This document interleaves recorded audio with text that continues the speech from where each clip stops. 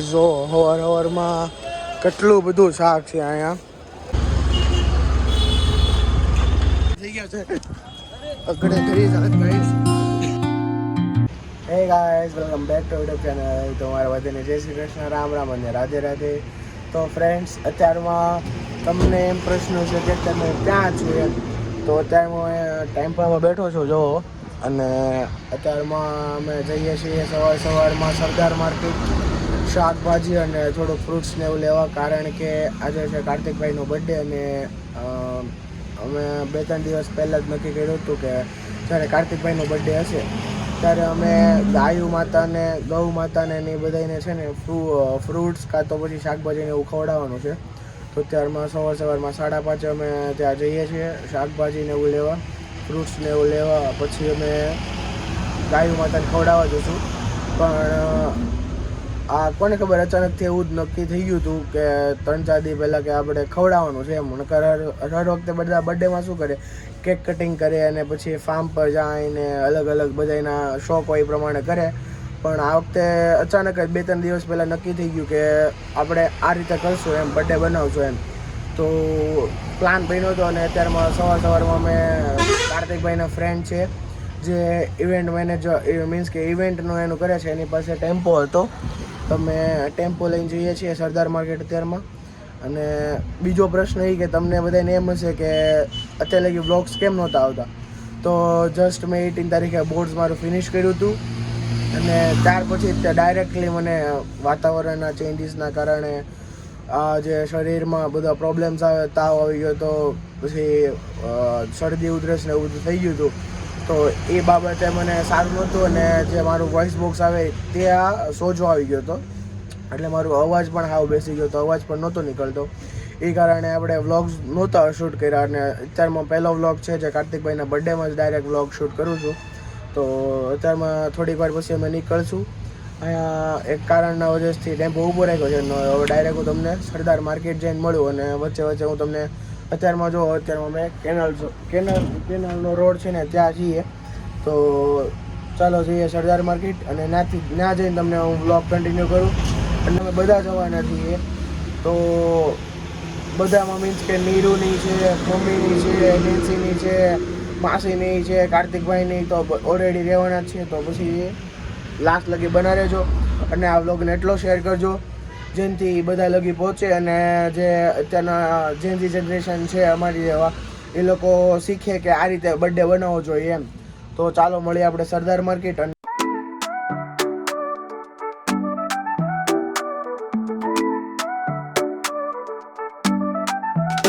Morning sun shines bright in the skies.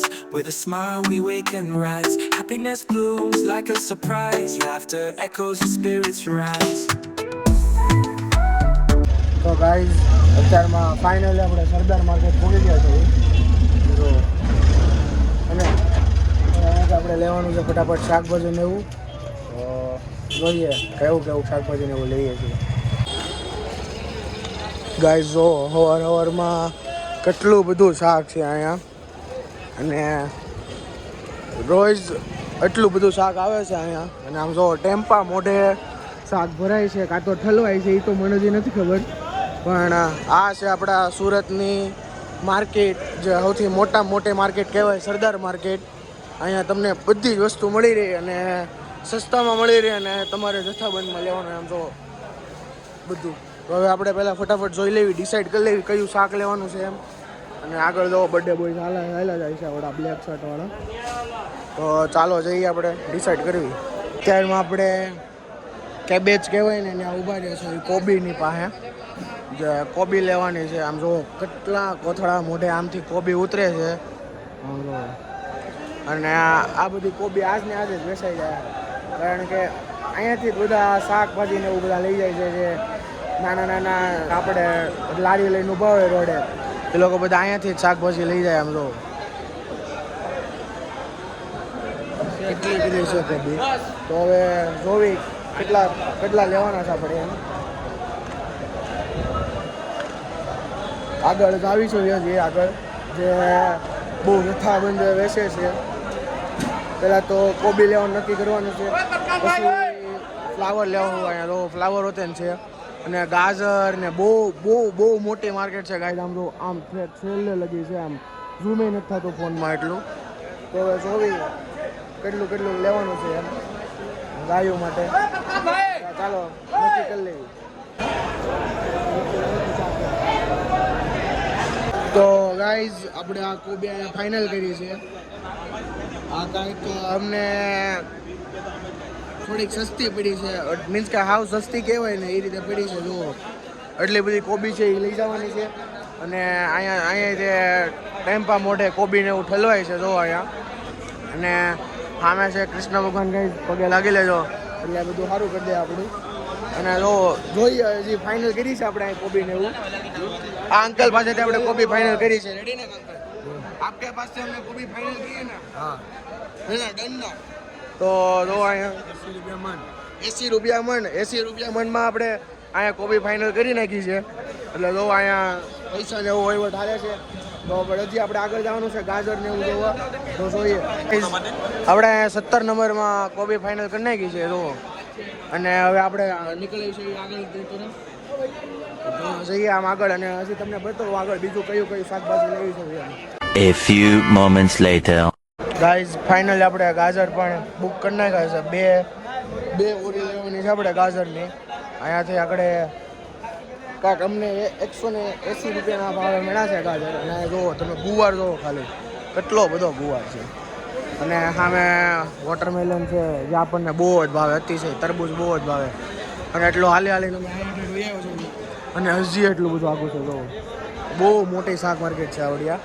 તો અત્યારમાં આપણે તો ફાઇનલ કરી નાખ્યા છે આપણે અહીંયા ગાજર 43 કિલો એક ગુણ છે એવી આપણે 2 ગુણ લેવી છે. એટલે ટોટલ થઈ જાય 80-90 કિલો ગાજર લીધા છે. અને પાછળથી કોબી લીધી છે. એ મને અંદાજો નથી કેટલી કોબી લીધી છે એમ. તો અત્યારમાં ચાલો ગાજર ફાઇનલ થઈ ગયા. હવે આગળ જઈને બીજું શાકભાજી લેવી તમને બતાવું. જે મેં આ ગાજર લીધા છે એ C23 નંબર ઉપરથી ગાજર લીધા છે અમે. અને અહીંયા ઘણા બધા શાકભાજી ઉતરી છે. જો અહીંયા જો અહીંયા પાછું જો અને કેટલા બધા ગાજર ઉતરે છે. અને ટોટલ થયું છે 88.5 kg સમથિંગ એવું થયું છે. તો ફાઇનલ કરી નાખ્યા છે. તો આપણે ટેમ્પો લઈને આવવાનું છે. પછી અહીંયાથી આપણે ગાજર ને એવું લેવાનું છે. તો ચાલો હજી આગળ જઈએ ત્યાં જોઈએ હું વસ્તુ લેવી શકીએ.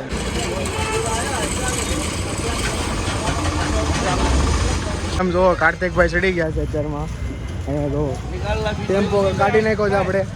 અને આવી જવી હવે જે શાકભાજી લીધું ને એ લેવા જવાનું છે. અને અત્યારમાં જો આકાશ જો થઈ ગયું એકદમ મસ્તનું પિંક અને રેડ અને વ્હાઇટ કલરનું અને બ્લુ કલરનું બધા મિક્સિંગ કલર થઈ ગયા છે. અગડે ઘરી જાત ગાઈસ.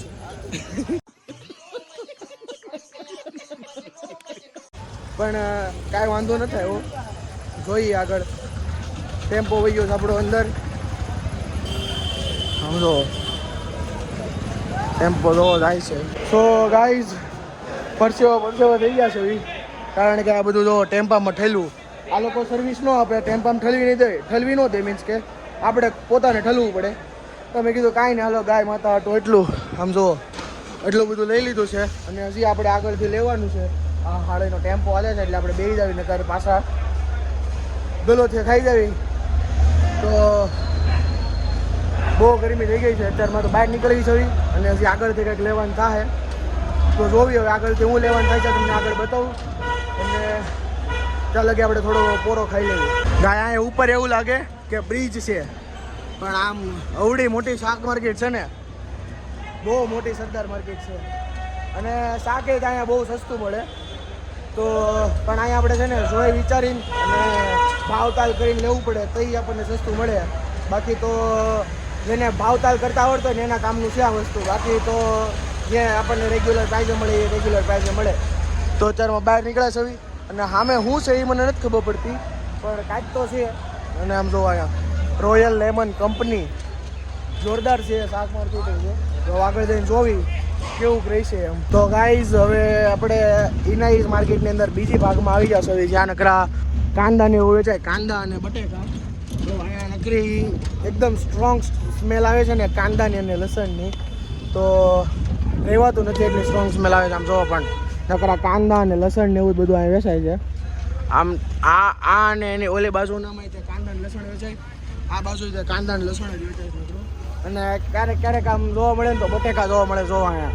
અને અત્યારમાં આપણા ગુજરાતીઓની કેવું હોય, ઉનાળો આવે એટલે બટેકા લેવાના અને એની ઘરે વેફર પાડવાની એવું હોય. તો અત્યારમાં બટેકા હવે તો બટેકાની શરૂ થઈ ગઈ છે. આમ જો આ બધા હવે બટેકા અને વચ્ચે વચ્ચે લસણ આવે છે. જોઈએ હવે આગળ જઈને હું લેવી છે એમ. લગભગ તો બધી કાંઈક અમુક વસ્તુ લેવું એ ફાઇનલ જ કર્યું, પણ જોઈએ હવે આગળ. अच्छा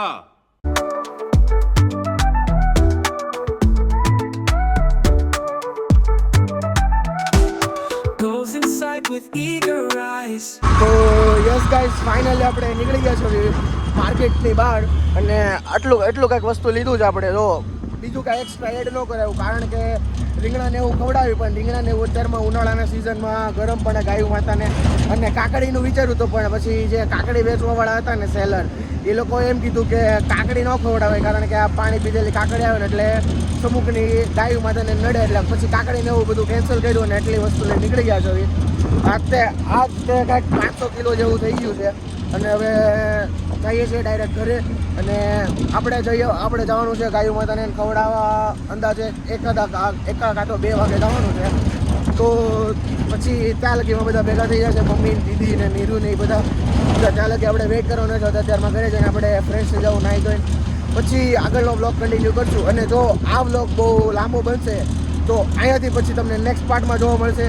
અને જો નાનો જો બનશે તો અહીંયા હું ડાયરેક્ટ જ મૂકી દઈશ, પણ જો લાંબો બનશે તો તમારે વેઇટ કરવો પડશે નેક્સ્ટ પાર્ટ જોવા માટે. અને નેક્સ્ટ પાર્ટ જ તે આ અત્યાર લગી જોયું એના કરતાં એમેઝિંગ વધારે પડતો નેક્સ્ટ પાર્ટ હશે. વધારે તમને મજા આવશે, કારણ કે એમાં આપણે જવાનું છે ગાયું માતાને ખવડાવવા. તો નેક્સ્ટ પાર્ટ આવશે તો તમારે જરૂરથી વેઇટ કરવો પડશે. અને ડાયરેક્ટ આપણે જઈએ ઘરે અને જોઈએ નેક્સ્ટ પાર્ટ આવે છે કે નહીં. Goes inside with eager eyes.